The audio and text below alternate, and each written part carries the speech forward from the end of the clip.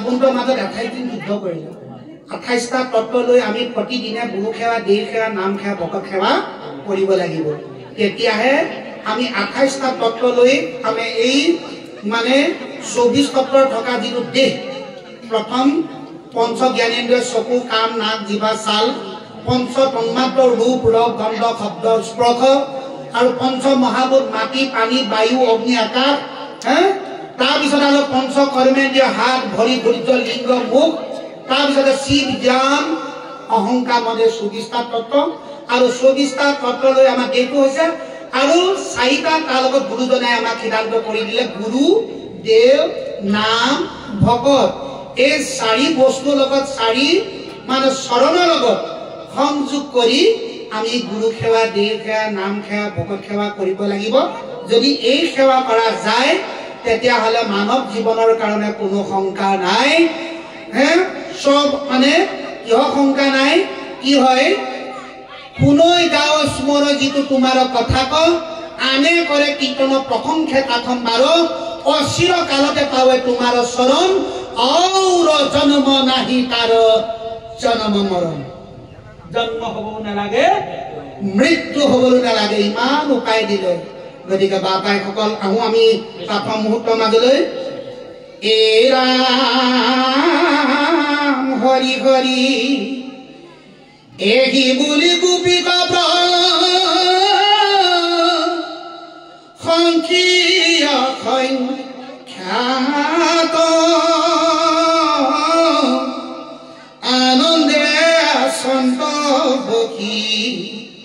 হেহি সময় যাত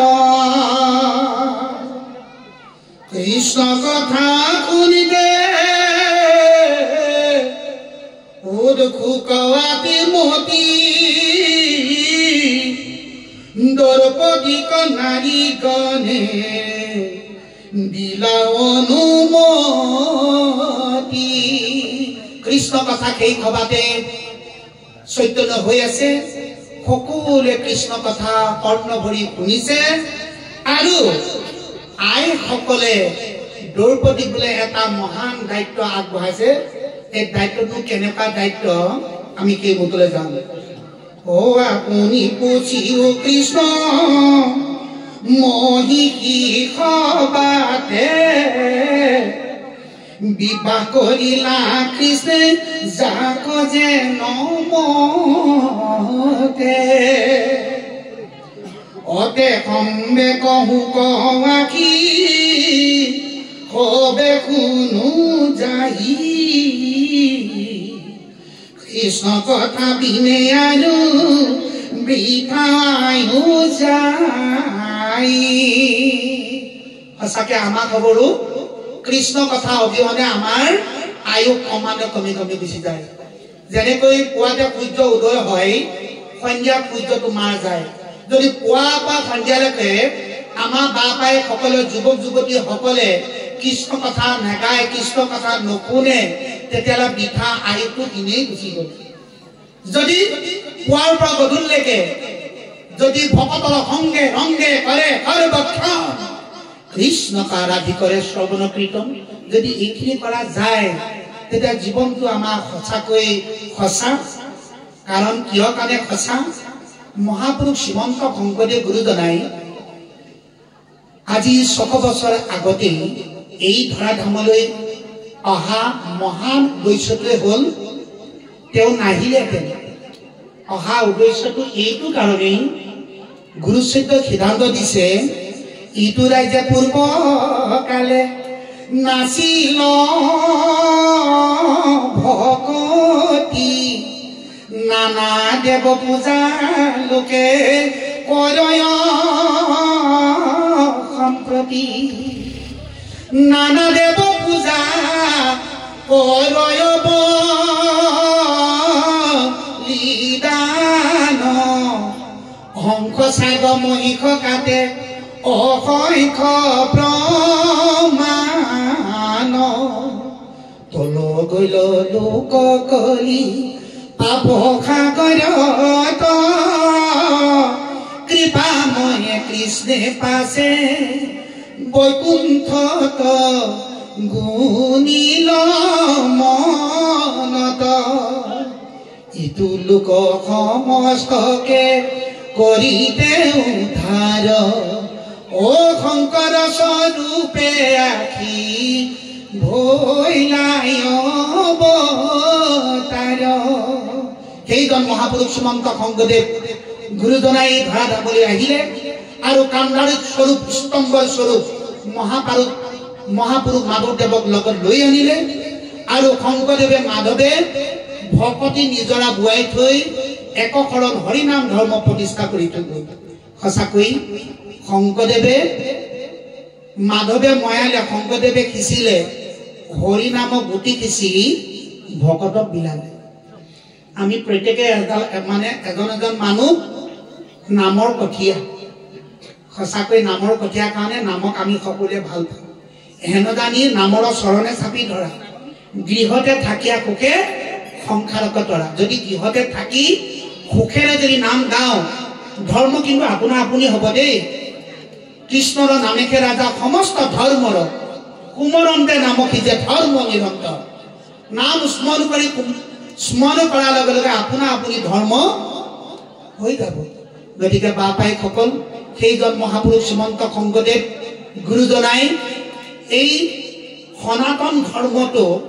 অৰ্থাৎ এই সনাতন বৈষ্ণৱ ধৰ্মক একশৰণ হৰিনাম ধৰ্ম প্ৰচাৰ কৰিবৰ কাৰণে বহুত কষ্ট কৰি থৈ গ'ল আমি কি কষ্ট কৰিছোঁ গাৰু গোবিন্দ আতা নগা নৰোত্তম আতা কাৰ্বি জয়ন্ত আতৈ হিয়াৰ পৰা আনিছে মথুৰা দাস আতৈ আহোম সকলৰ পৰা আনিছে নৰহৰি আতৈ আৰু কছাৰী সকলৰ পৰা আনিছে বলাই আৰু ৰমাই আতৈ মিচিং সকলৰ পৰা আনিছে পৰমানন্দ আতৈ তাৰপিছত কৈবত্য সকলৰ পৰা আনিছে পুনানন্দ আতৈ বনিয়া সকলৰ পৰা আনিছে হৰিদাস আতৈ কোচ সকলৰ পৰা আনিছে মৰু আতৈ কলিতা সকলৰ পৰা আনিছে গোপাল আতৈ তাৰপিছত যে মুছলমান সকলৰ পৰা আনিছিল চন্দখাই আৰু ব্ৰাহ্মণ সকলৰ পৰা আনিছে দুজন এজন হল অনন্ত কন্দলী দ্বিতীয়জন হল সাৰ্বভৌম ভট্টাচাৰ্য ইত্যাদি ইত্যাদি এই সকলোকে গুৰুজনাই এডাল ৰছীয়ে বান্ধি থৈ গুচি গ'ল এডাল ৰছীয়ে বান্ধি থৈ গুচি গ'ল সেই ৰছীডাল হ'ল নামৰ প্ৰেম জৰি নাম প্ৰেম জৰি নাম প্ৰেম জৰি ভকত আৰু ভগৱন্ত একে কলে বৰ সেইকাৰণে আমাক বুজিবৰ কাৰণে গুৰু চৰিত্ৰৰ সুন্দৰভাৱে গুৰুজনাই মাধৱক কৈছিলে বোলে মাধৱ কলিযুগত বোলে মানুহে মোক ক'ত ক'ত পাব জানানে বোলে নাজানো বাপ কৃপালু তেতিয়াহ'লে শুনা এ ৰাম ৰাম শুনিও মাধৱ মোৰ থাকিবাৰ স্থান কীৰ্তন দশম মোৰ মূৰ্তিৰ সমান নিৰ্পুণ মোহক গুৰু যিজনে বোলয় দশম কীৰ্তন মাজে খাই খাতে দেখয়া হেৰা মাধৱ মোক যিজনে এই সম্পূৰ্ণভাৱে গুৰু বুলি যিজন মানুহে চিনি পাব তেওঁ বোলে কীৰ্তন দশমত মোক সদায় দেখা পাব এতিয়া যিখন ঘৰত বোলে কীৰ্তন দশম নাই সেইখন ঘৰত বোলে শংকৰদেৱ নাই এতিয়া কীৰ্তনো আছে দশমো আছে যদি দৈৰুং ৰুমত আলমাৰীত যদি সজাই থোৱা থাকে শংকৰদেৱক নাপাব কিন্তু দেই কিন্তু শংকৰদেৱক পাবলৈ হ'লে পুৱাৰ গধূলি আপুনি কোনোবা এটা সময়ত সেই কীৰ্তন দশম খুব অধ্যয়ন কৰক খুব অধ্যয়ন কৰিব লাগিব তেতিয়াই গুৰুজনাক সাক্ষাৎ দৰ্শন পাব কিন্তু সেই কথাটো আপোনাক মনত ৰাখিব গুৰুজনায়ো মাধৱক ক'লে বোলে মাধৱ মই যেতিয়া কীৰ্তন দশমত থাকিম তুমিও থাকিব লাগিব নহয় বোলে মোক ক'ত থাকিবলৈ দিছে বাপ কৃপালু কওকচোন এ ৰাম ঘোষা নামে শাস্ত ভাগি তুমি লিখিবা ৰত্নাৱলী ঘোষা মধ্যে তুমিও থাকিবা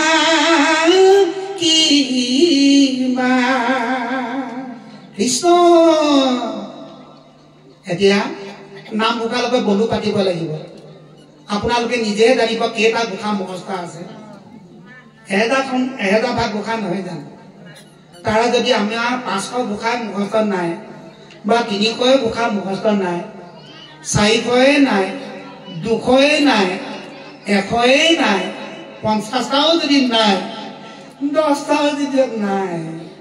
তেতিয়া কৃষ্ণ হৰি ও ৰাম কিয় ভকত হবলে ঘোষা থাকিব লাগিব যে ঘোষা ঘুখি থাকিব লাগিব একেৰাহে ঘুখি থাকিব লাগিব আৰু ঘোষা ঘুখি থাকিলেহে আপোনাৰ আসলে বেমাৰ আজাৰ ৰোগ ব্যাধি আহিব নোৱাৰে সেই কাৰণে ঘোষাৰ লগত বন্ধু পাতক ঘোষা বাপ জনা আইগৰাকী প্ৰত্যেকে বেলেগ বেলেগ দিয়ক কোনো কাৰো ঘোষা কোনেও চুব নালাগে সময় পোৱাৰ লগে লগে অধ্যয়ন কৰক